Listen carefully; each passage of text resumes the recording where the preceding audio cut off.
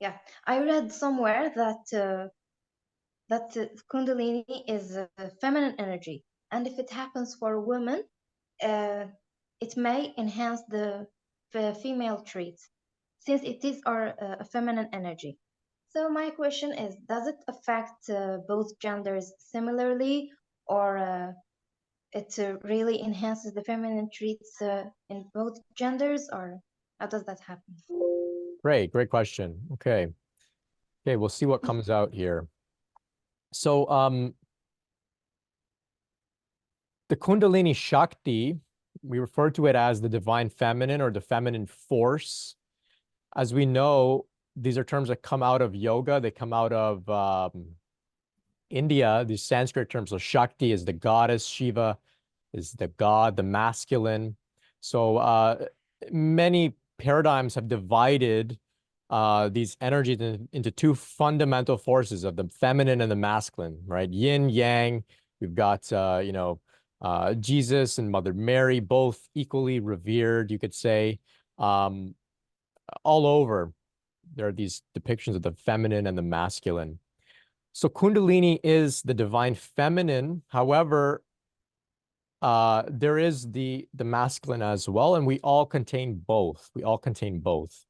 Um, the masculine, of course, is the stillness, the spaciousness out of which the feminine arises and dances. The best example I think I've come across is the masculine is like a bottle of ink. The feminine is like the words that have been written in that ink. Same essence, same ink, different manifestation. Okay. So I feel that it may be an oversimplification to say that this is just about the feminine energy, because what happens throughout this process is the divine masculine also becomes very much enhanced.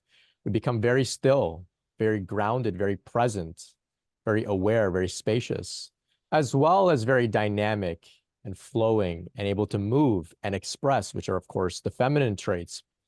Now, we know that there are individuals who have certain energetic dispositions. Some may be more inclined to display and express masculine traits, being grounded, centered. Maybe others are more inclined to express feminine traits, being dynamic and flowing.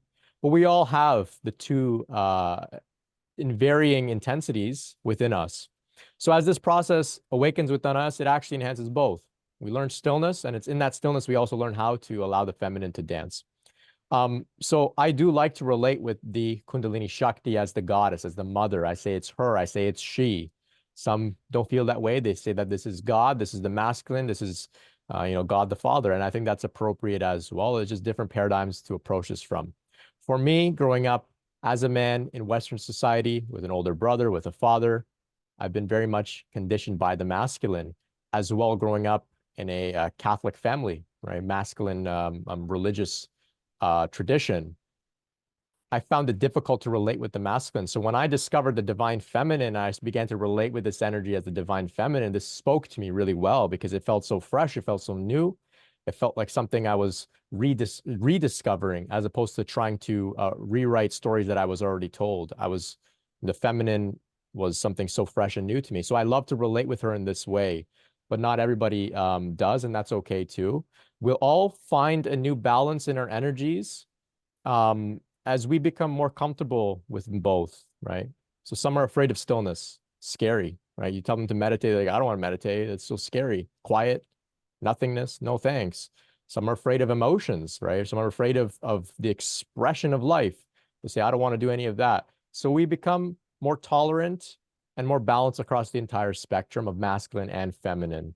So these are some ideas to consider.